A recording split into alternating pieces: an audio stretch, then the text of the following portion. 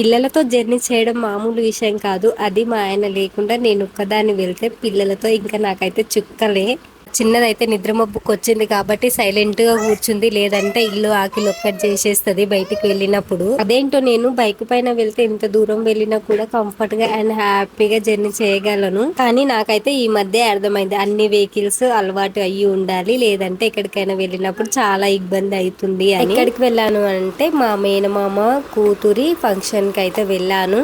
యాక్చువల్గా ఈ ఫంక్షన్ కి మా ఆయన కూడా రావాల్సింది, కానీ తనకైతే వేరే వర్క్ ఉండడం వల్ల తనైతే రాలేదు. పాప అండ్ వాళ్ళ అన్నయ్య వాళ్ళైతే ఫుల్ ఎంజాయ్ చేస్తున్నారు. అక్కడ ఫంక్షన్ అంతా ఒక రౌండ్ అయితే వేస్తున్నారు. ఇక్కడ చూపించే క్యూటీ అయితే మా యాపిల్ కి పెద్ద చెల్లి, అంటే మా అక్క కూతురు. నేను తీసిన వీడియోలలో అయితే ఒక్కసారి కూడా లేదు కదా ఈ క్యూటీ.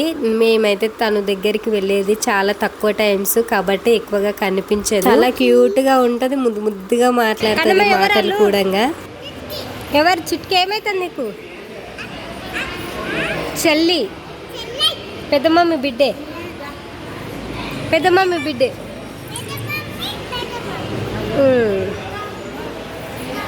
పిల్లలను తీసుకొని బయటికి వెళ్ళినప్పుడు టైంకి వెళ్ళడం చాలా కష్టము. మనం ఒక టైంకి వెళ్ళాలనుకుంటే మనం వెళ్ళేసరికి అయితే ఇంకొక టైం అయ్యిద్ది. మేము వచ్చేసరికి ఆల్రెడీ ఫంక్షన్ అయితే స్టార్ట్ అయ్యింది. అప్పుడే ఫొటోస్ అయితే దిగుతుండే అత్తమ్మ వాళ్ళు. ఇంటికి వెళ్ళి వచ్చేటప్పుడు ఇంకా పిల్లలతోటి రెడీ అయ్యి వస్తే ఇంకా అవ్వదులే అని ఇంకా రెడీ అయితే కాలేదు. ఫంక్షన్ హాల్ దగ్గరికి వచ్చినాకనే రెడీ అయినాము. మా చిన్నదాన్ని పెట్టుకొని రెడీ కావడం కూడా పెద్ద టాస్కే, ఎందుకంటే అది అస్సలు వదిలిపెట్టి ఉండదు కాబట్టి ఇంకా అందరిని చూసేసరికి ఇంకా భయపడి ఫుల్ ఏడ్చింది. ఫంక్షన్ రోజు ఫంక్షన్ అమ్మ వాళ్ళ సైడ్ నుంచి కాబట్టి అమ్మకి సంబంధించిన వాళ్ళే ఎక్కువగా ఉంటారు. మా ఇంటి తరపు నుంచి మా తోటికోళ్ళు మా అక్క మాత్రమే వచ్చింది.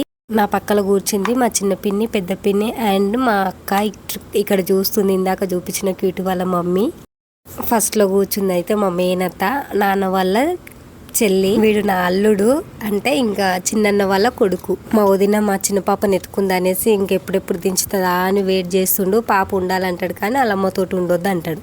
పడుకొని ఉంది కాబట్టి తనకేం తెలియదు, అందుకోసమని మా వదిన దగ్గర అయితే ఉంది. లేస్తే అసలు ఒక్క క్షణం కూడా ఉండదు ఎవరితోని. స్టేజ్ పైకి వెళ్ళి పెట్టాల్సిన వాళ్ళు అయితే పెడుతున్నారు. అమ్మ వాళ్ళు అయితే హ్యాపీగా అక్కజల్లందరూ కలిపి ముచ్చట అయితే పెట్టిండ్రు.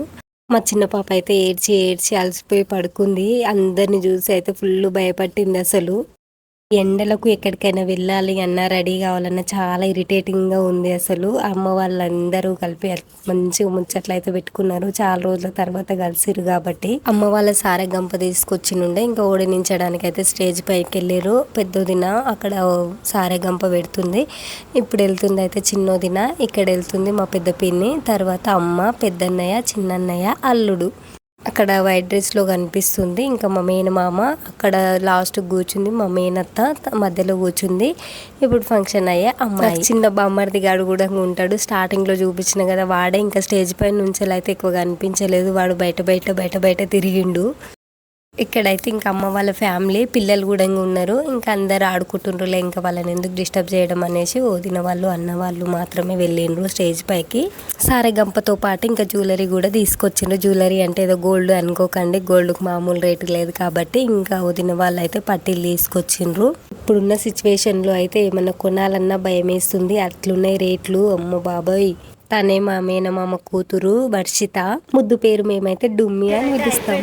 ఇంటికైతే వెళ్తున్నాం అందరం.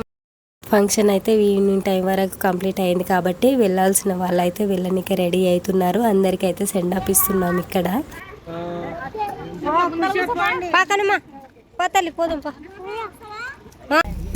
బాయ్ మామా, బాయ్